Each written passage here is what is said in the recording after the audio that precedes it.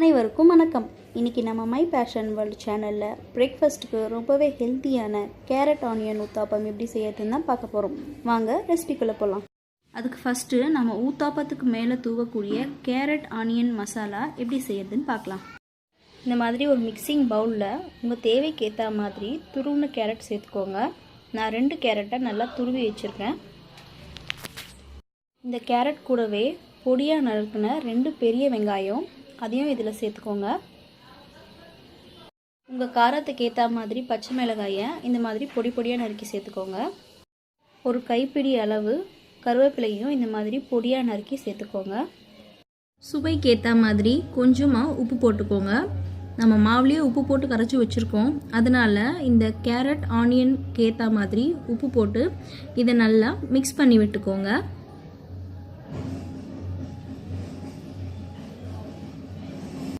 இதை நல்லா மிக்ஸ் பண்ணி விட்டதுக்கப்புறமா ஒரு 5 நிமிஷம் அப்படியே வச்சிட்டிங்க அப்படின்னா நம்ம சேர்த்த உப்பு கேரட்லேயும் ஆனியன்லேயும் நல்லா ஊறியிருக்கும்.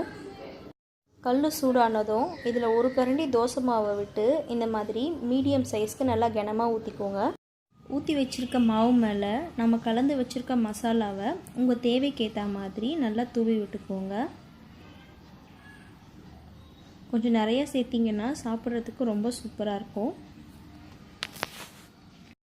மசாலா சேர்த்ததுக்கப்புறமா இதுக்கு மேலே கொஞ்சமாக இட்லி பொடியை தூவி விட்டுக்கோங்க. இட்லி பொடி சேர்த்தா இது ரொம்ப டேஸ்ட்டாக இருக்கும்.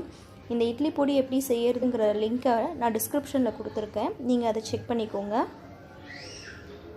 இப்போ இதை சுற்றி ஒரு 2லேருந்து 3 கரண்டி அளவுக்கு நெய் விட்டுக்கோங்க. நெய் வேண்டான்னு நினச்சிங்கன்னா நீங்கள் எண்ணெய் கூட விட்டுக்கலாம். நெய் ஊற்றி சமைச்சிங்கன்னா நல்லா மணமாக இருக்கும் ஊத்தாப்பம் சாப்பிடும்போது. இப்போ இதை ஒரு மூடி போட்டு நல்லா வேக வைக்கலாம். நாம் திருப்பி போட போகிறது கிடையாது, அதனால் நல்லா வேக வச்சுக்கலாம்.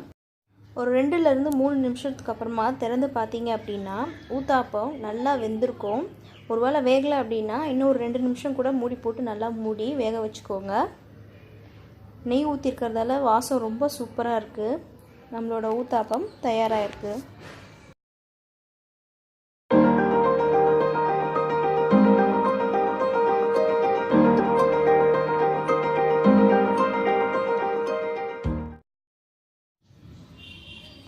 இந்த ஆனியன் கேரட் ஊத்தாப்பமை உங்கள் வீட்டில் இருக்கவங்களுக்கு பிரேக்ஃபாஸ்ட்டுக்கு செஞ்சு கொடுத்தீங்கன்னா ரொம்பவே விரும்பி சாப்பிடுவாங்க.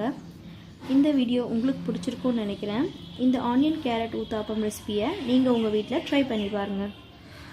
இந்த வீடியோ உங்களுக்கு பிடிச்சிருந்ததுன்னா லைக் பண்ணுங்கள், ஷேர் பண்ணுங்கள், கமெண்ட் பண்ணுங்கள். நான் அடுத்தடுத்து போடக்கூடிய வீடியோஸை நீங்கள் பார்க்கணுன்னு நினச்சிங்கன்னா என்னோடய மை பேஷன் வேர்ல்ட் சேனலுக்கு சப்ஸ்கிரைப் பண்ணுங்கள்.